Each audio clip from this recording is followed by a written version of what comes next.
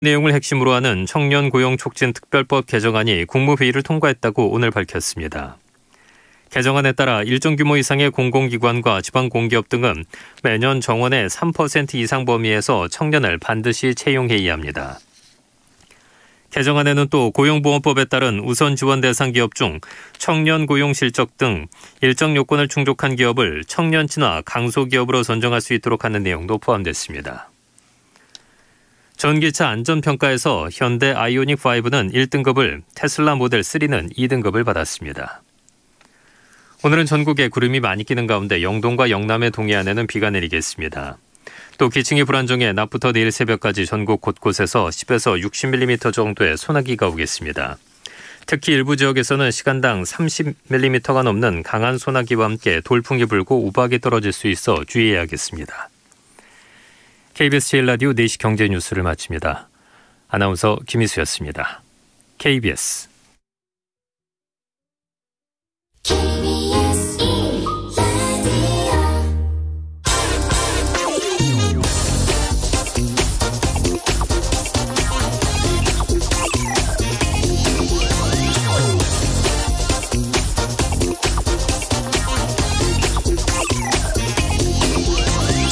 코로나로 영업 제한 피해를 입은 소상공인에 대한 희망 회복 자금 지원이 오늘부터 시작됐습니다. 다음 달 말까지 90% 이상에게 지급될 예정이라고 하니까 일방적인 피해를 강요당한 자영업, 소상공인들에겐 그야말로 가뭄의 단비 같은 지원금일 겁니다. 그런데 이번 코로나 사태를 겪으면서도 그랬고 또 과거 경제 위기 때에도 보면은 가장 큰 타격을 입는 것이 음식점 같은 이런 자영업입니다. 그리고 우리의 경우 이 자영업 숫자는 좀 과하다 싶을 정도로 너무 많습니다. 통계청 조사로 보면 음식점은 미국의 7배 그리고 일본에 비해서도 2배나 많습니다. 부동산 중개업의 경우는 일본의 4.1배, 미국의 5.6배 수준입니다. 우리나라 인구를 기준으로 하면은 5년 전엔 인구 75명당 음식점이 1개꼴로 있었지만 현재는 55명당 1개로 동네 식당이 크게 늘었습니다. 경쟁이 치열하다 보니까 창업 후에 2년 동안 이제 살아남는 생존율이 47%에 불과하다고 합니다. 생계형 창업을 준비하는 분들 참고하셨으면 합니다. 네, 경제와 정의를 다잡는 홍반장, 저는 KBS 기자 홍사원입니다. 홍사원의 경제쇼 출발하겠습니다. 유튜브 오늘도 함께 갑시다.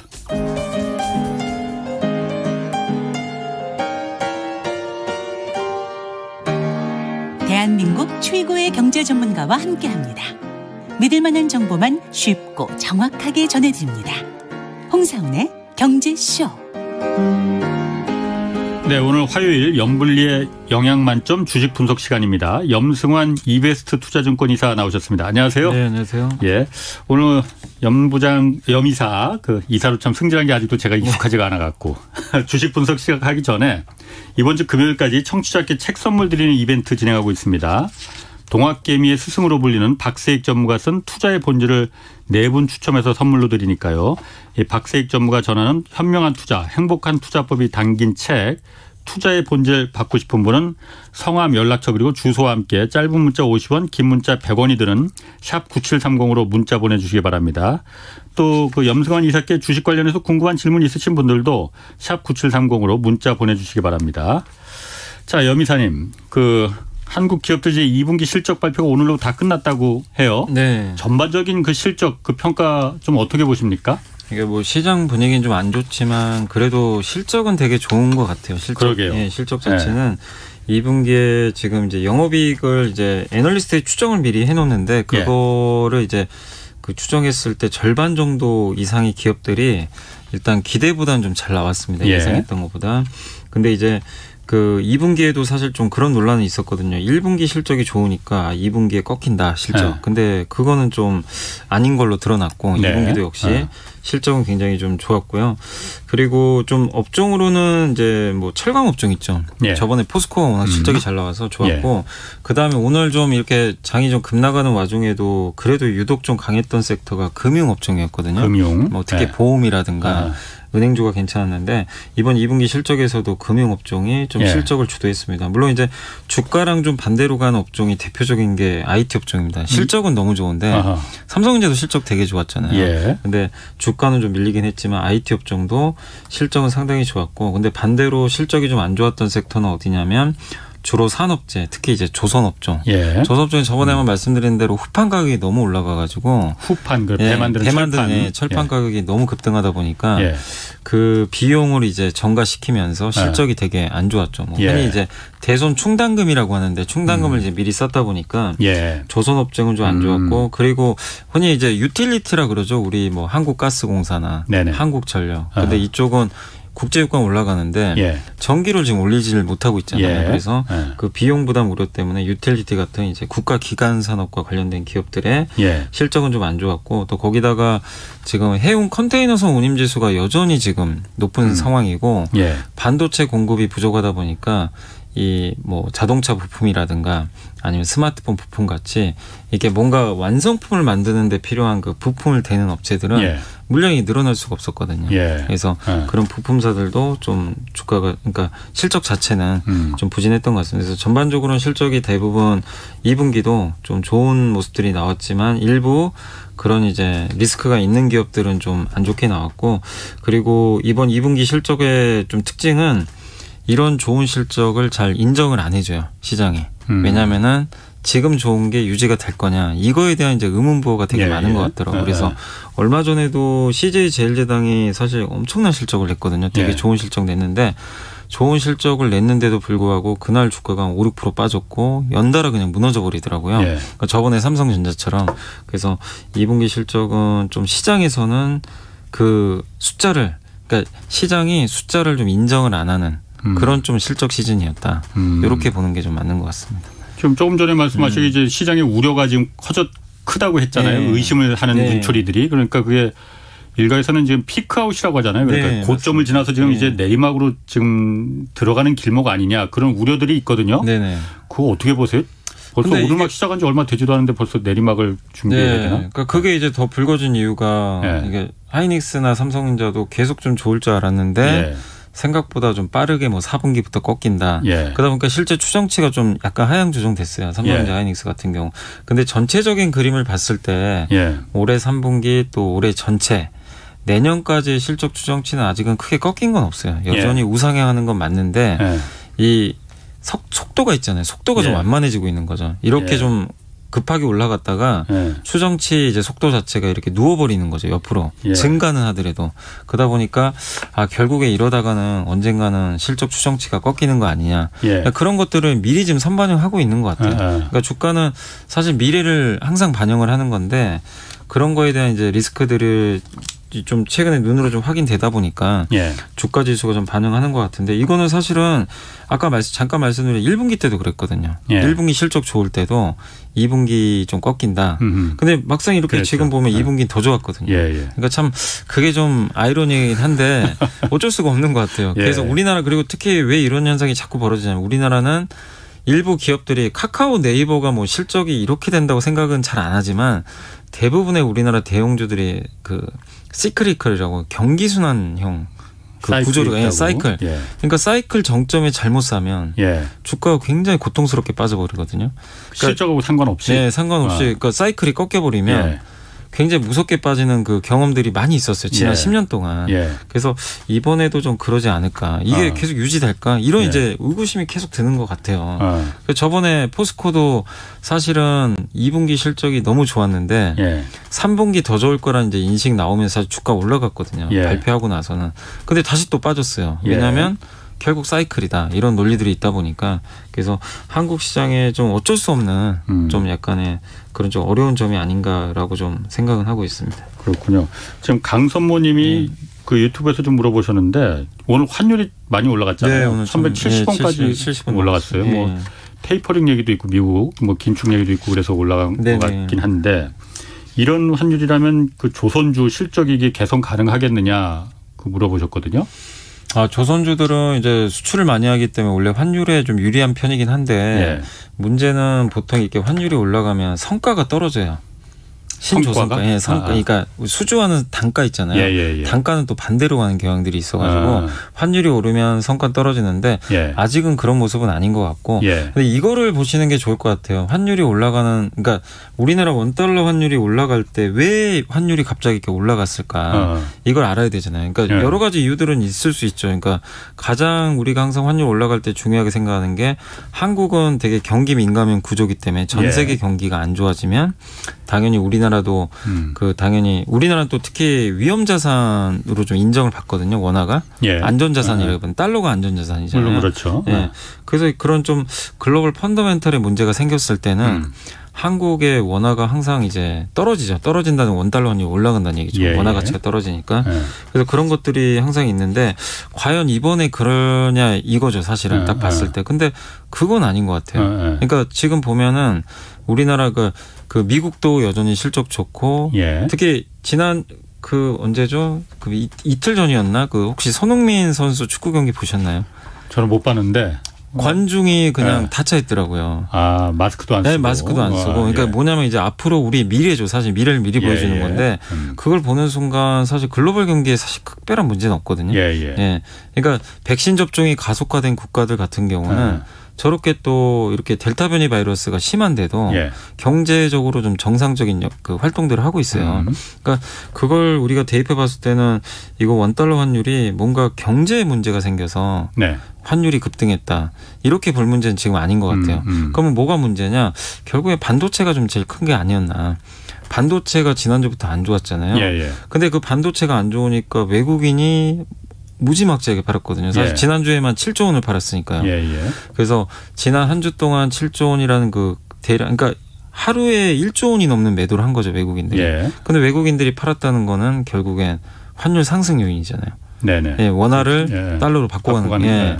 그러니까 그걸 봤을 때는 이게 꼭 전 세계적인 뭐 경제 문제나 그런 좀 펀더멘털 문제보다도 우리 한국의 그 반도체 관련된 좀 특수한 문제가 결국 환율 시장까지 좀 영향을 준 게 아닌가.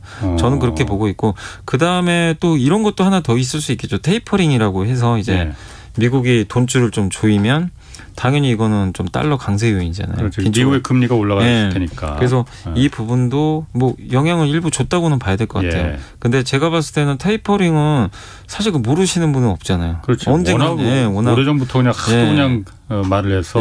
그게 그래서 조금 더 이렇게 불을 지펴준 거지.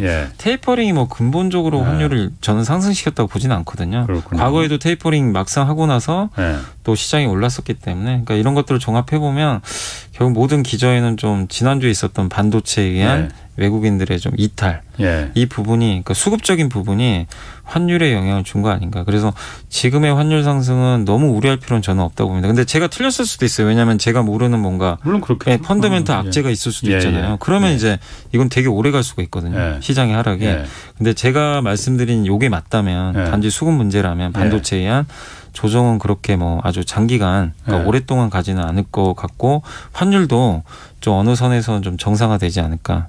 일단 이렇게 예상은 하고 있습니다. 그래도 이게 지난주에 외국인들 자금이 너무 많이 빠져나갔잖아요. 주식시장에서. 7조 원이 한 주 동안 빠져나갔다고 해요.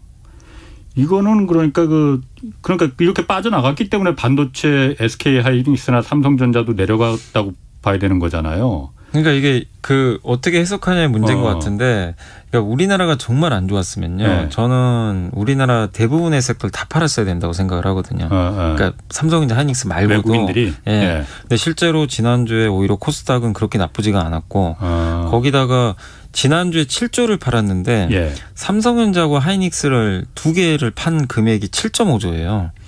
그러면 그거 제외하면 실제로 나머지 5천억을 산 거거든요. 그러니까 7.5조는 그 내외국인 다 합쳐서. 아니 외국인이 판 게 7조 원이었고 전체 시장을.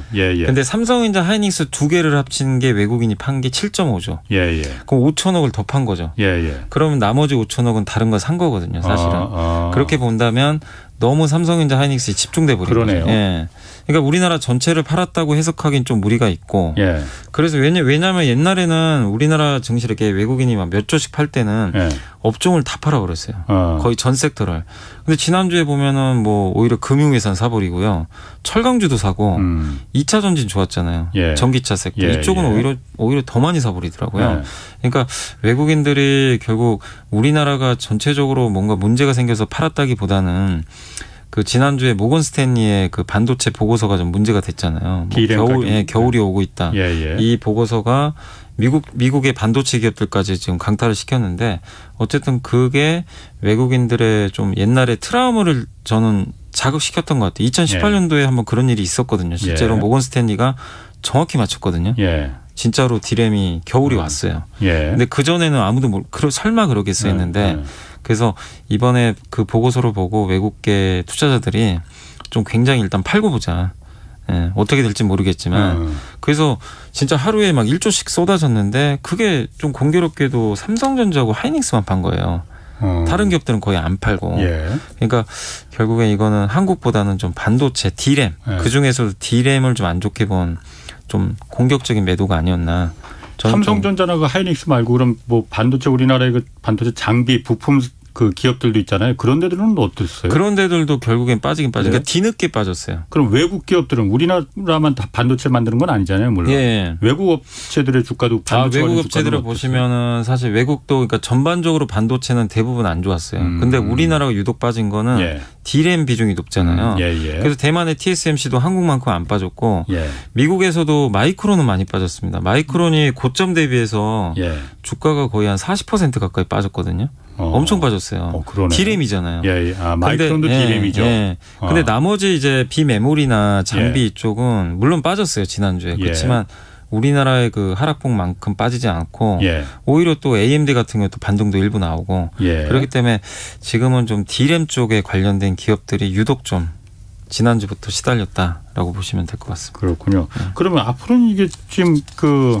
겨울이 모건 스탠리 보고서는 이제 겨울이 D램에 오고 있다고 해서 지금 이렇게 폭락을 했는데 진짜 겨울이 오는 겁니까? 앞으로 전망은 어떤 거예요? 아니 오늘 이제 제가 뭐 전문가는 아니니까 정확히 맞출 수는 없지만 이제 보고서들을 제가 오늘 한 2개를 봤는데 그러니까 대부분 좀 공통적인 게 특히 이제 유진투자증권의 그 이승우 센터장님이 이제 오늘 쓴 보고서를 참고해서 말씀드리면 그분이 하셨던 게 그분도 되게 좀 보수적으로 보셨잖아요. 그동안. 근데 오늘 나왔던 내용은 뭐냐면은 슈퍼사이클이라는 게 애초에 없었다. 그러니까 올해 사실 슈퍼사이클 기대가 되게 높았잖아요. 시장에서.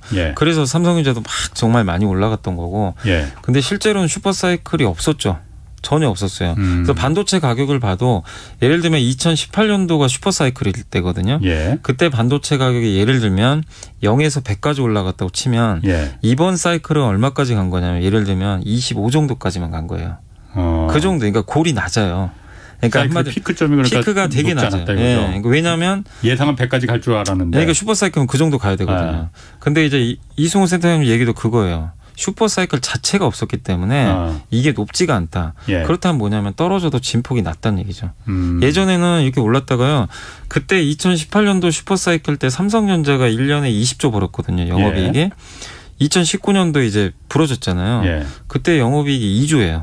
10분의 1 통이 난 거예요. 이익 자체가. 그러니까 굉장히 이제 진폭이 컸던 거죠. 이렇게. 근데 지금은 그 정도 사이클이 아니거든요.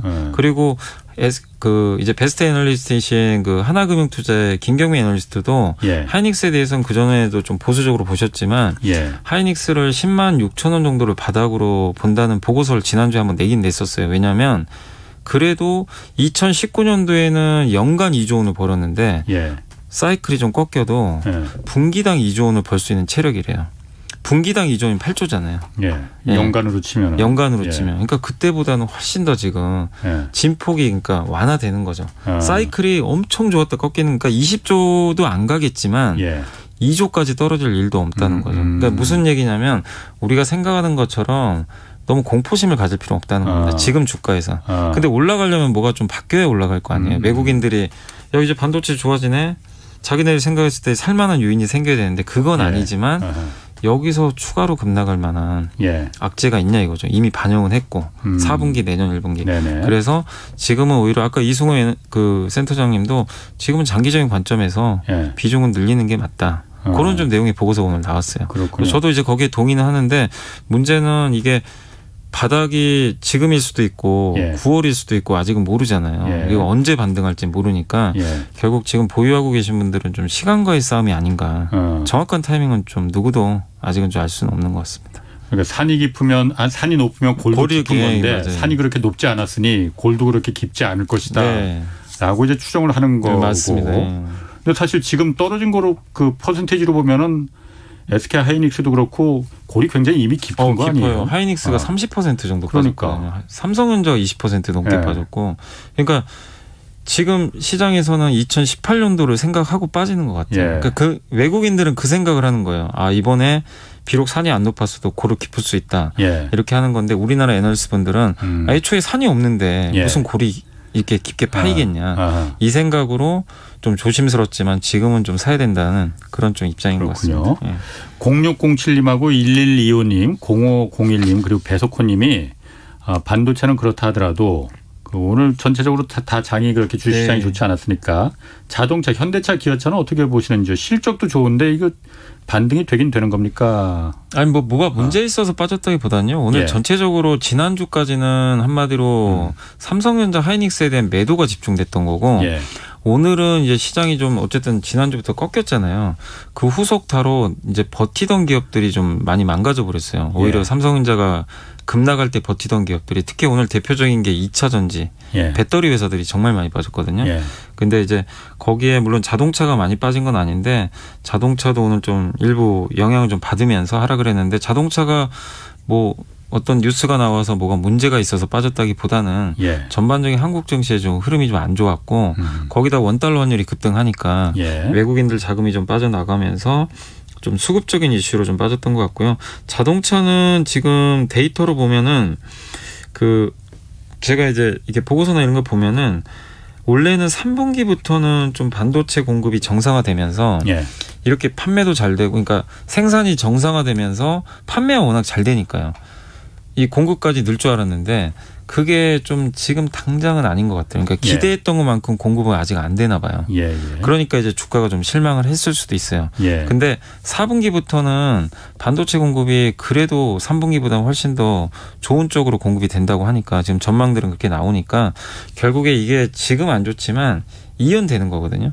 안 좋은 건 3분기에 끝나고 4분기에 안 좋았던 게 지금 반영이 되면서 오히려 좋아질 수 있는 그림으로 갈 수 있으니까 4분기를 본다라면 너무 걱정하실 필요 없는데 문제는 지금 3분기가 뭔가 모멘텀이 없어요. 올라갈 만한.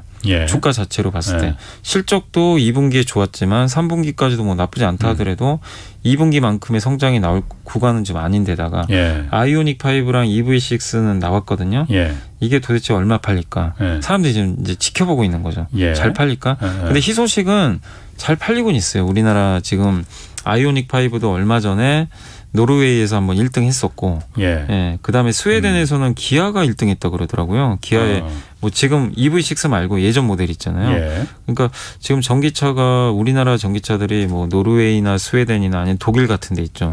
이런 데서는 판매량이 상위권을 지금 유지는 해주고 있어요. 그러니까 이걸 보면은 고무적인 데이터인데 투자들은 좀 더 확인을 하려고 하는 것 같아요. 지금 당장 그 데이터가 지금 7월 달 데이터인데 8월, 9월까지 한번 확인을 해보고 그것까지 잘 검증이 되면 주가는 아마 가을 한 10월, 11월 되면 좀 움직일 가능성이 있지 않을까. 그래서 조금 답답하시더라도 9월까지는 좀 모멘텀 공백 구간이다. 나빠서는 아니다.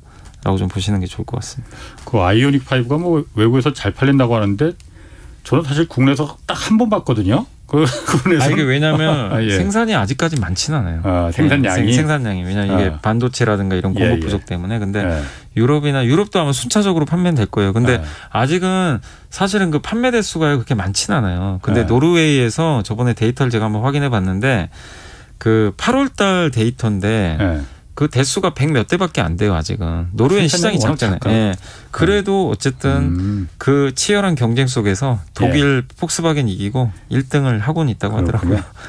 그 질문 하나 좀 더 소화할게요. 1812님이 요즘 메타버스 열풍인 것 같은데 주식시장에서 메타버스 장단기 전망은 어떤지 좀 분석해달라고 하시네요. 메타버스는 전망은 되게 좋죠. 전망은 여전히 좋고. 지금 다들 메타버스 얘기를 하더라고요. 그리고 기업들도 여기에 광고 효과가 좀 있잖아요. 특히 MZ세대들이 많이 이걸 활용을 하니까. 젊은 세대들이.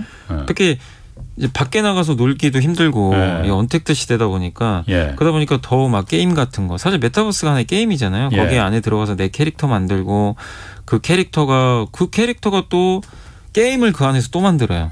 그래서 그 게임을 하는 유저가 있으면 자기는 돈을 또 벌고 예. 그 안에서 경제 활동으로 또 돈도 벌 수 있고 예. 그러니까 하나의 그냥 새로운 가상의 지구가 그 안에서 펼쳐지는 거죠. 예. 근데 지금 환경하고 너무 잘 맞다 보니까 밖에 나가서 놀지 못하고 여행을 예. 못 가다 보니까 계속 커지고 거기에 또 우리나라 기업들 같은 경우는 소프트웨어도 잘 만들고 엔터사들은 거기에 콘텐츠 넣어가지고 팬사인회 같은 것도 예. 그러니까 예를 들면 블랙핑크 아바타를 만들어서 예. 팬사인회 해주고 예. 예전에 방탄소년단 BTS 같은 경우는 거기서 진짜 뮤직비디오도 한번 공개를 했었고 예.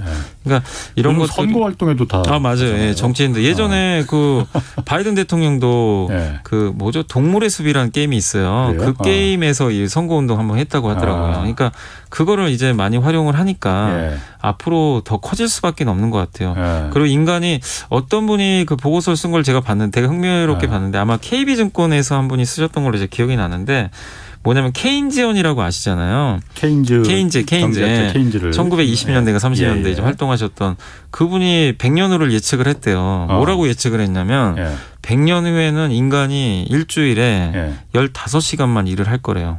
왜냐하면 기술이 발달하고 기술이 이제 개발되면 사람이 점점 노동력에서 해방된다 이거예요. 주 52시간에서 15시간으로 예측을 했대요. 예. 실제로 그 논문이 있나 봐요. 그러면 그게 언제냐면 2030년 정도 되거든요. 예를 들면 그 100년 정도 지난 후니까 그럼 15시간이 되면 그게 맞다고 친다면요.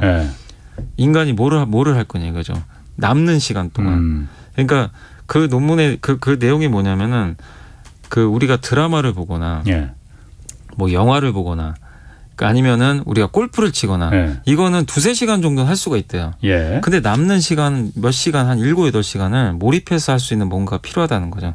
그게 대안으로 메타버스가 될 수 있다. 그런 보고서가 하나 있어요. 또 하나의 현실이다 이거. 그러니까 왜냐하면 사람들이 이제 노는 시간이 많아질 수밖에 없기 때문에 그래서 이거는 사실 2030년에 뭐 진짜 우리가 하루에 3시간만 근무하겠습니까마는 방향은 맞잖아요. 점점 그렇죠. 근로시간 줄 수밖에 없잖아요. 사람. 그러니까 이거는 뭐 누구나 인정은 하실 거예요. 그렇게 됐을 때 드라마, 영화, 골프도 치지만 또 한편에서 메타버스에 사람들이 더 열광을 할 거란 거죠. 구조적으로. 그래서 거기에 동의를 하신다면 메타버스 산업은 계속 한번 공부를 해보시는 거 저는 좋다고 생각을 합니다. 네, 그래서 뭐 이번 주 금요일 저희 홍사원의 경제쇼에서도 이제 메타버스 좀 특집으로 다루거든요. 그때 이제 많이 좀 들으셨으면 좋겠습니다. 자, 그다음에 카카오뱅크 얼마 전에 이제 상장했는데 이번 주에는 롯데렌탈하고 아주스틸 이 기업들이 상장할 예정이라고 그래요. 이 두 기업 롯데렌탈하고 아주스틸은 일단 어떤 기업인가요? 롯데렌탈은 국내 자동차 렌트카 시장 1등 업체입니다. 롯데렌트카? 롯데가 거긴가요? 롯데가 이제 1위고 2위가 SK고요. SK 렌터카고 원래는 이제 다들 아시겠지만 예전에 이제 금호 렌터카부터 시작을 했다. KT로 넘어갔다가 롯데가 이제 인수해가지고 국내 이제 1등 업체가 좀 됐다라고 보시면 좋겠고 이제 근데 좀 이 기업 같은 경우는 좀 이번에 그렇게 생각보다 크게 흥행은 못했더라고요. 롯데렌탈이 지금 유통 물량이 한 28% 정도 되긴 하는데 수요 예측 기관들이 수요 예측을 하잖아요. 거기서 보통 우리가 1000대1 넘어가야 성공했다고 하는데 217대 1 정도로 생각보다는 좀 흥행을 못했어요. 롯데렌탈이 뭐 요새 모빌리티 시대 맞아서 좋긴 한데 좀 아쉬운 점이 뭐냐면 너무 부채가 많아요. 차입금하고 사채가 3조 8천억이나 된대요. 그러니까 지금 전체 자산 총계가 5조 원이 넘는데 그중에 거의 4조 원 가까이가 부채니까 부채 부담이 너무나 큰 거죠. 그래서 현금 흐름이 사실상 그렇게 좋은 편은 아니거든요. 거기에 대한 좀 리스크 때문에 그렇군요. 약간 조금 이제 시장에서는 그렇게 좀 인기를 못 끈 것 같고. 그런데 렌터카 회사는 제가 봐도 제 경험만 이제 하더라도 저희가 지방 출장 같은 거 갈 때 옛날엔 다 렌터카 KTX 타고 가서 렌터카를 빌려서 했는데 요즘 이제 공유경제 공유차니까 뭐 소카 이런 맞습니다. 그게 훨씬 편하더라고요. 그리고 경쟁도 맞아요. 치열해요. 그런 회사들이 되게 렌터카를 많더라고요. 거의 지금 저만 해도 안 쓰거든요. 출장을 갈 때. 그러다 보니까 이게 경쟁력이 있을까? 그런 의심은 조금 드는데. 항상 이제 장기적으로는 그런 의심들을 많이 하시고 또 거기다가 아까 말씀드린 대로 회사 그래도 부채 없고 단단하고 그러면 꾸준히 돈을 벌면 장기 투자하는데 크게 문제는 없는데 예. 이게 만약에 경쟁이 그러니까 사실 우리가 렌터카를 선택을 할 때요. 예. 많은 분들이 아시겠지만 내가 SK 렌터카, 롯데 렌터카, 나는 롯데만 써야지 이런 분들 없거든요. 그러니까 진입 장벽이 좀 낮잖아요, 사실은. 그냥 앞에 보이면 공항이나 기차에서 보이면 그냥 싸면 뭐 싼 게 더 좋은 거니까. 그러니까 약간 이제 경제적 혜자 같은 게 좀 없다 보니까 그런 좀 문제는 있는 것 같아요. 근데 다만 올해는 나쁘지 않았던 게 중고차 가격이 워낙 올라가고 그 국내로 막 사람들이 여행을 많이 가니까 렌터카가 올해는 좋았어요. 어쨌든 호황이 뭐 특히 제주도 같은데 렌터카 엄청 지금 가격이 올라갔잖아요. 그래서 이건 좋은 건 맞는데 문제 말씀하신 대로 장기적으로는 경쟁이 좀 치열할 수밖에 없어서 그런 부분 때문에 아마 기관 투자들도 많이 참여를 일단 안 하지 않았나. 그렇군요. 일단 이렇게 보여지고 아주스틸은 그래도 흥행이 성공했습니다. 이게 기관들이 1776대 1이에요. 수요 예측 결과. 그러니까 굉장히 경쟁이 치열해가지고 흥행에 성공했고 유통 물량도 얼마 안 됩니다. 20%밖에 안 돼서 아마 아주스틸은 이번 주에 상장하면 굉장히 좀 주가는 좋을 것 같고요. 뭐 하는 회사냐면 그 우리 가전제품 보면 요즘에 그 가전제품 보면은 뭐 삼성 것도 그렇고 LG 것도 그렇고 예전과 다르게 옛날에 뭐 하얀색 검은색이었잖아요. 요새 색깔 엄청 화려하잖아요. 그 컬러 강판. 그거 만드는 회사예요. 그러니까 특히 LG하고 삼성에 들어가는 그 고마진의 프리미엄급. 뭐 제가 브랜드만 되면 다들 아실 그런 데 들어가는 그 강판을 만드는 회사입니다. 그래서 마진은 좀 괜찮은 걸로 좀 알고 있는데 근데 국내에서는 이 컬러 강판 쪽에서는 일단 한국에서는 5등 정도 전체 시장에서는 5등인데 삼성과 LG의 좀 프리미엄급 가전제품에 좀 많이 납품을 하고 있다. 그게 좀 특징적입니다. 그래서 지금 언택트 시대고 이런 컬러 강판 수요가 워낙 또 좋다 보니까 이번에 좀 기관 수요 측에서는 흥행에 좀 성공을 했던 것으로 보여집니다. 그런데 어쨌든 지금 요즘 보면은 그 이제 카카오뱅크도 그랬고 크래프톤 그 게임 거기도 굉장히 대어라고 했었잖아요. 기대를 많이 모았었잖아요. 그런데 이게 이른바 그 따상 상장을 이제 2배로 시가가 올라가서 이제 거기다 상한까지 가는 따상에 실패했었잖아요. 여기가. 근데 지난주에 보면은 그 대어는 아니지만은 이제 원티드랩 그리고 플래티어라는 이 회사가 첫 상장한 첫날 이제 따상에 성공을 했어요. 여기는 그러니까 그 대어들도 성공을 못했는데 그래서 공모주에서 공모주만 가면 무조건 따상이다 이런 등식이 깨졌나 보다 했는데 이런 그렇게 중소형 공모주들은 어떻게 이 두 기업들은 뭐길래 그 따상에 성공을 한 건가요? 일단 이제 따상 가는 기업들의 특징이 뭐냐면요.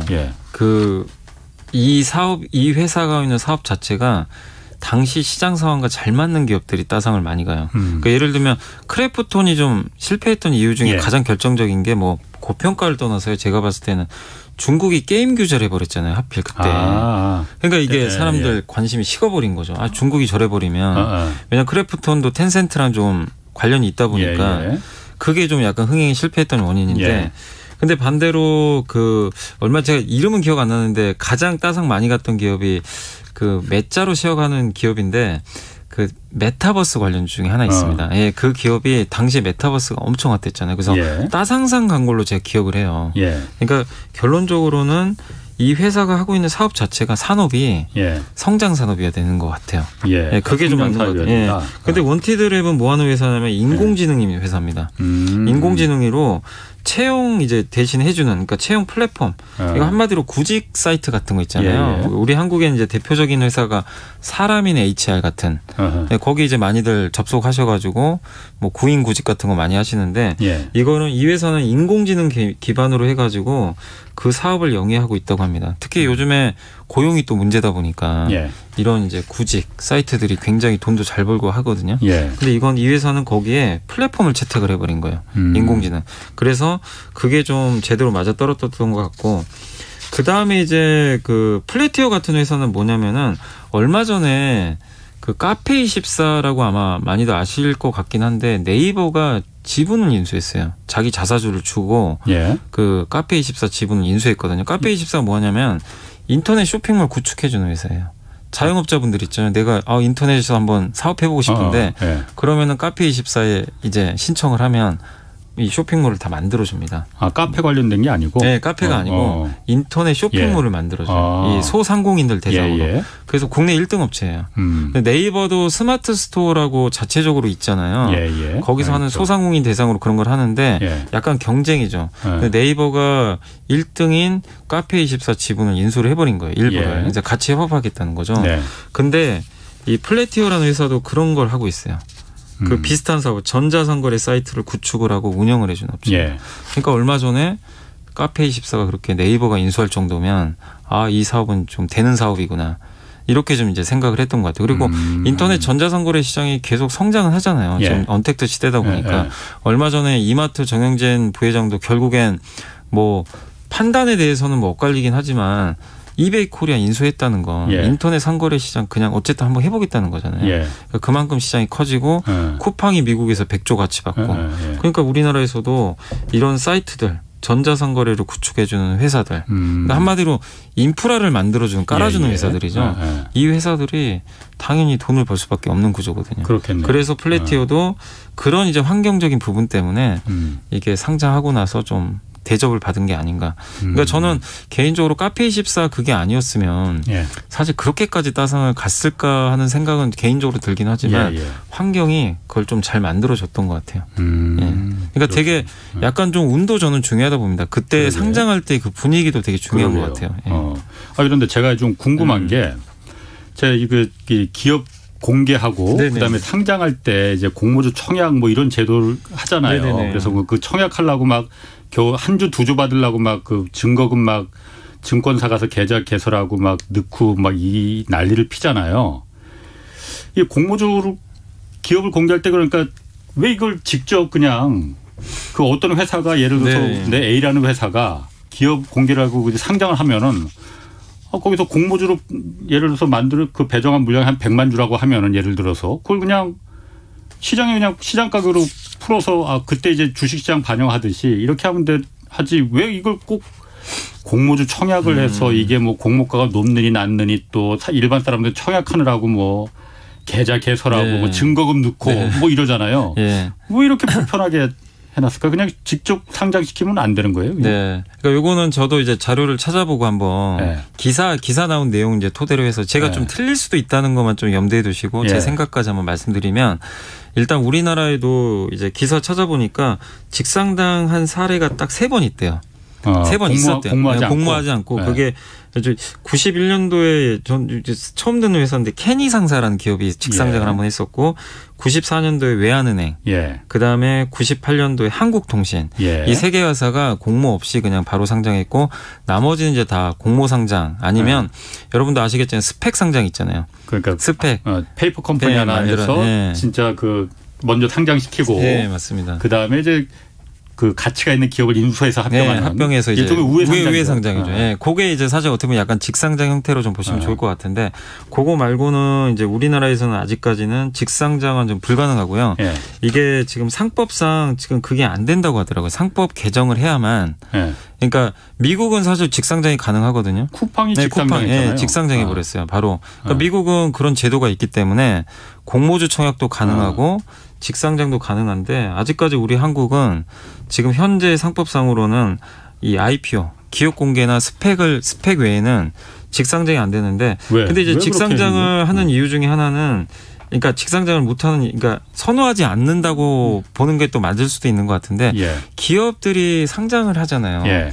상장을 할 때 이제 자기 회사 지분도 이렇게 내놓기도 하지만 신주를 또 발행하잖아요. 그럼 거기에 사람들이 그 신주 받으려고 공모주 청약을 할 거 아니에요. 그렇죠. 그럼 그 돈이 다 회사로 들어오거든요. 근데 직상장을 하면은 지금 있는 그 기업 자체가 그대로 그냥 상장을 하는 거거든요. 그러니까 자금 조달을 하기가 어려워요. 자기가 원하는 만큼. 자금 조달이 안 되는 거죠. 바로 지금 이게 그대로 상장하는 거 하다 보니까 누구한테 돈을 받아야 되는데 그거 자체가 안 되는 거예요. 그러니까 그게 가능할 수 있게 또 직상장을 할 수도 있대요. 그럼 미국 같은 경우는 그런 식의 또 제도 개선도 있다고 합니다. 그러니까 미국은 직상장이지만 기업 공개 형태로 그러니까 직상장하면서도 이게 유상증자 형태로 돈을 받을 수가 있는 거죠. 예를 들면 이제 외부 투자자들한테. 근데 아직까지는 뭐 지금 현재까지는 우리나라는 아직 뭐 불가능하기도 하지만 예. 직상장을 허용을 한다고 해도 지금 그 정도까지는 제가 아닌 걸로 알고 있거든요. 설사 허용을 해도. 예. 그러면 이 기업 입장에서는 아니 돈을 조달하려고 지금 상장을 시키는 건데 예. 그걸 돈을 조달을 못 받아요. 예. 그런 이제 한 가지 문제점이 있고 그다음에 이제 뭐 저는 이제 증권사에 있긴 하지만 예. 증권사들한테 또 약간 안 좋기도 하죠. 공모주 청약을 만약에 안 해버리고 예. 바로 상장한 그게 생기면 예. 수수료 수입이 수수료. 예. 그렇지. 그 약간 증권사에만 네, 증권사 이제 IB라 그러죠. 예, 예. IB 이제 투자은행 하는 예, 이제 예. 파트에서 이제 뭐 예를 들면 카카오뱅크 같은 예. 데서 이제 조달을 하는 거죠. 이제 주관사가 돼가지고 네. 그러면 일정한 수수료를 이제 보장을 받거든요. 예. 이걸 대신 이제 예를 들면 아까 제가 그 인터넷 쇼핑몰이 내가 나는 옷 장사를 한번 해보고 싶은데 예. 아무것도 모르니까 예를 들면 아까 플래티어에 가가지고 만들어 주세요. 예. 그건 다 만들어 주잖아요. 예, 예. 그럼 그 사람들은 뭐로 하죠? 수수료 받잖아요. 그렇죠. 약간 이제 그런 거랑 비슷한 거죠. 근데 그걸 못 하게 되면 예. 증권사 수입원이 사실은 또 하나 없어져 버리는. 그게 큰 그런 수입이 되나 보죠? 꽤 증권사 좀 입장에서. 돈은 됩니다. 왜냐하면 이제 공모주 청약이 워낙 많으니까. 예. 그래서 물론 회사마다 다르겠지만 어느 정도 수수료 수입은 좀 보장이 돼 있잖아요. 사실은. 예, 예. 그렇기 때문에 증권사 입장에서는 공모주 청약이 활성화되면 좋긴 한데 예. 이게 만약에 직상장으로 바뀌게 되면 이제 수입이 줄어들 수밖에 없겠죠. 그리고 공모주 청할 때 이게 기관들이 훨씬 더 유리하잖아요. 기관이 아직은 유리하죠. 네. 기관들이 만약 직상장하면 기관이나 개인이나 똑같은 거 아니에요? 입장이. 그죠. 뭐 아니 공모주 청약 자체가 없으니까 예. 공모주 뭐 이런 제도 자체가 그러니까 청약을 할 이유가 없는 거죠. 근데 예. 이제 그나마 이제 좀 그걸 좀 늘려주기 위해서 예전에는 무조건 이제 기관들한테 되게 좀 유리한 제도들이 많았는데 예. 지금은 그래도 뭐 균등 배정이라든가 예. 그런 걸 통해 가지고 조금 더 이제 늘리긴 했지만 예. 그래도 아직까지는 기관들이나 외국인이 받는 물량이 예. 개인에 비해서는 되게 많은 걸로 지금 아직은 돼 있어요. 얼마나 많아요?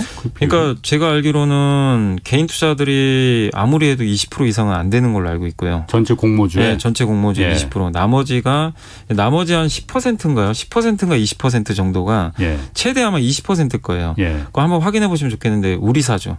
직원들이 한 20%. 네네. 그리고 나머지가 이제 외국인하고 기관들. 그럼 나머지 한 60% 정도 예. 되는 거죠. 네. 그래서 아직은 외국인하고 기관들한테는 되게 유리한 지금 상황 맞습니다. 그렇군요. 예. 뭐 그 부분에 대해서는 직상장 이런 제도도 한번 좀 그 법을 한번 좀 생각해 볼 필요도 있겠네요. 미국에도 그런 직상장 하고 제도가 있습니다. 네, 미국은 직상장 쿠팡이 또 그렇게 했기 때문에요. 예. 네. 사필규정님이 그 여미사님 요새 한국장이 안 좋아서 미국 S&P 500에 투자하고 싶은데 국내에 상장된 ETF와 미국에 상장된 ETF 이거 중에서 어디에 투자하는 게 더 좋을지 궁금합니다. 이렇게 물어보셨거든요. 아니 근데 미국에 직접 투자하시는 게 좋을 것 같아요. 왜냐하면 이제 미국 같은 경우는 지금 바로바로 시세가 좀 반영이 되기도 하고 예. 오차가 크게 생길 게 없잖아요. 사실은. 예. 직접 매매하실 수도 있고 그리고 요즘에는 해외 주식들이 예전에는 예. 하기가 되게 불편했어요. 예. 근데 요즘에는 해외 주식 하기도 되게 좋고 프리마켓이라고 예. 또 밤에 우리가 매매하기 힘들잖아요. 미국이 보통 뭐 10시 반이나 이렇게 개장을 하니까 예. 그럼 그 전에 미리 증권사에서 프리마켓이라고 매매를 할 수 있게 해줘요. 예. 그래서 뭐 새벽에 굳이 매매 안 하셔도 예. 미리 장 열리기 전에도 가능하니까 저는 미국 그러니까 대표적인 게 S&P 500을 추정하는 게 코드명이 SPY 예. 스파이라는 ETF가 있거든요. 예. 그게 좀 괜찮아요. 그게 예. 가장 대표적인 S&P 예. 500에 투자하는 거니까 직접 투자하시는 것도 전 좋다고 생각합니다. 그렇군요. 예.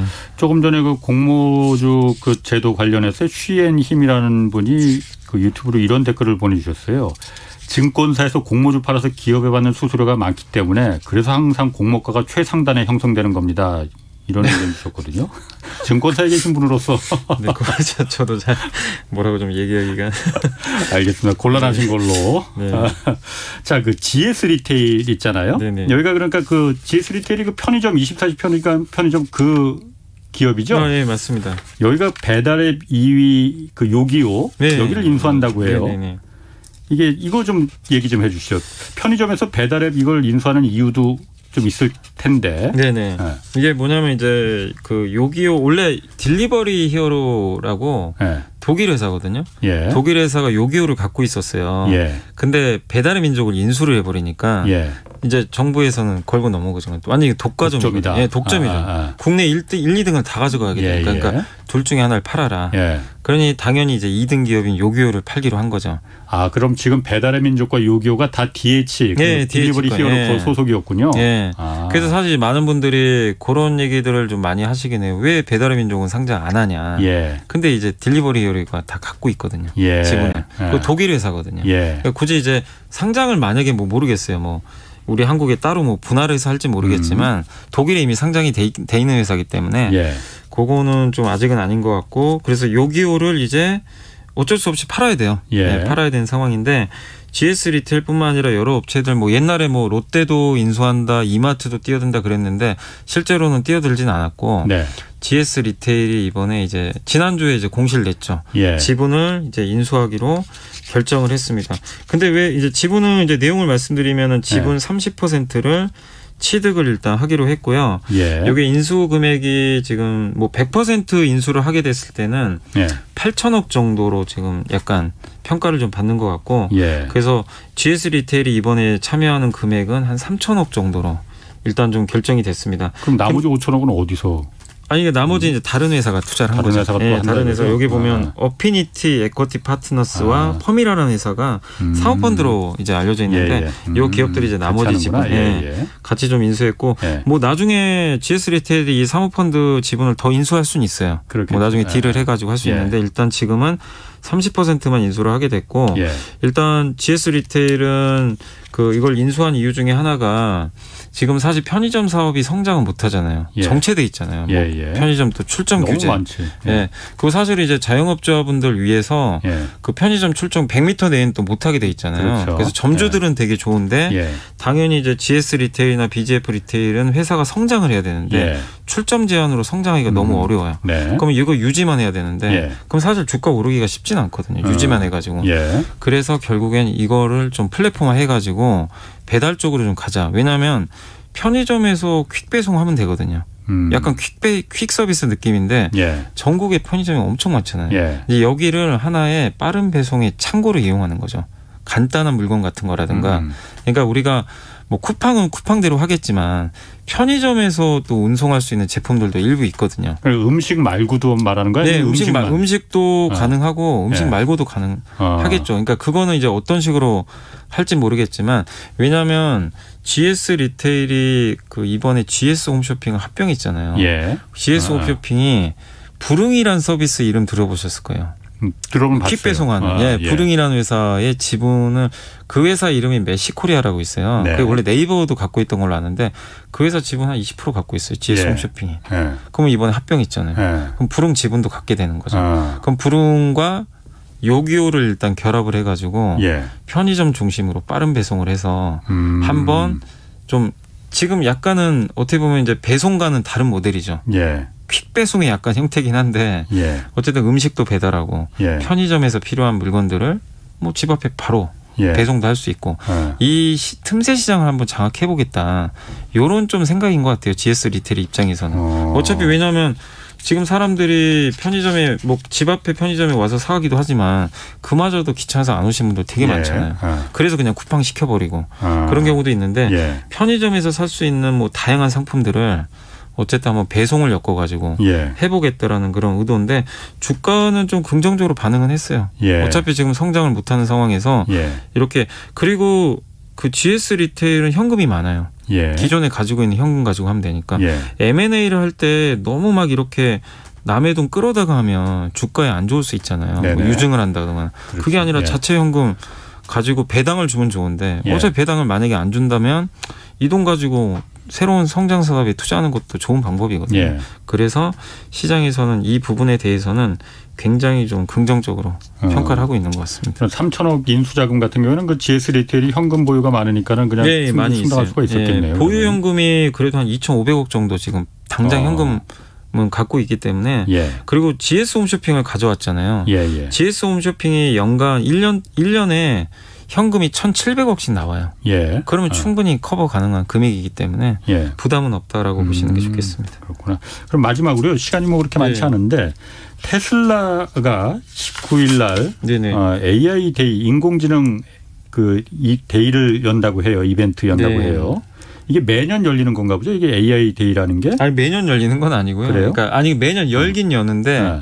작년에는 그 배터리 데이 열었고 그다음에 올해는 이제 인공지능 데이. 그러니까 아마 이름은 바꾸는 것 같아요. 그때마다 다른데 그러니까 이번에 나오는 거는 전기차는 아니고 자율주행. 지금 테슬라 차 보시면 돈 내시는 분들 뭐 한 1,000만 원 정도 내신 분들은 구입하셨던 분들 계실지 모르겠는데 FSD라고 자율주행 솔루션이 들어가 있어요. 그 차 안에. 그러면 이제 차가 자율주행을 하는데 실제로는 지금 할 수는 없죠. 규정상 뭐 우리가 손 놓을 수는 없잖아요. 뭐 15초간 놓으면은 그 경고음 계속 올리는데 그것도 또 무슨 뭐 망치 같은 거 올려놓고 또 피하는 방법이 있다고 그러더라고요. 근데 어쨌든 지금은 안 됩니다. 우리나라에서 불법이기 때문에 당연히 안 되는 건데 그 시스템을 만들었는데 아마 그걸 대대적으로 홍보를 할 것 같아요. 우리 수준이 이 정도다. 그리고 슈퍼컴퓨터 이름이 도조라고 있어요. 테슬라가 맞네. 도조라는 이제 슈퍼컴퓨터를 아마 공개할 것 같아요. 굉장히 최첨단 인공지능이 달린 그걸 기반으로 해서 자율주행 알고리즘 만들어가지고 그게 어떤 건지를 좀 공개할 것 같고. 근데 이게 의미하는 바가 옛날에 배터리 대회면 항상 우리나라는 배터리 내재하니까 주가가 급락했잖아요. 2차 전지. 근데 우리 한국 업체들한테 이번에 악재는 아닌 게 테슬라가 추구하는 자율주행차는 센서가 아니라 카메라로만 모든 걸 다 통제를 해요. 카메라, 센서 말고. 원래 라이다인가 뭐 레이더 센서 같은 거 있잖아요. 그 일론 머스크는 비싸다고 안 쓴다고 했어요. 실제로는 모든 걸 다 그냥 카메라. 카메라 수십 개까지 모르면 몇 개 달아가지고 그걸로 계산을 해가지고 합성을 해가지고 추정을 해서 하는 건데 이게 왜 좋냐면 우리나라 그 스마트폰 회사들이 카메라 잘 만들잖아요. 그렇죠. 여기에 납품을 하게 되면 상당한 또 성장을 거듭할 수 있기 때문에 국내 기업들 한번 카메라 기업들 기대해 보시면 좋겠습니다. 네. 고맙습니다. 오늘 말씀 감사하고요. 지금까지 염승환 이베스트 투자증권 이사 함께했습니다. 고맙습니다. 네, 감사합니다. 자, 여기까지 하겠고요. 저는 내일 다시 찾아뵙겠습니다. 지금까지 경제와 정의를 다잡는 홍반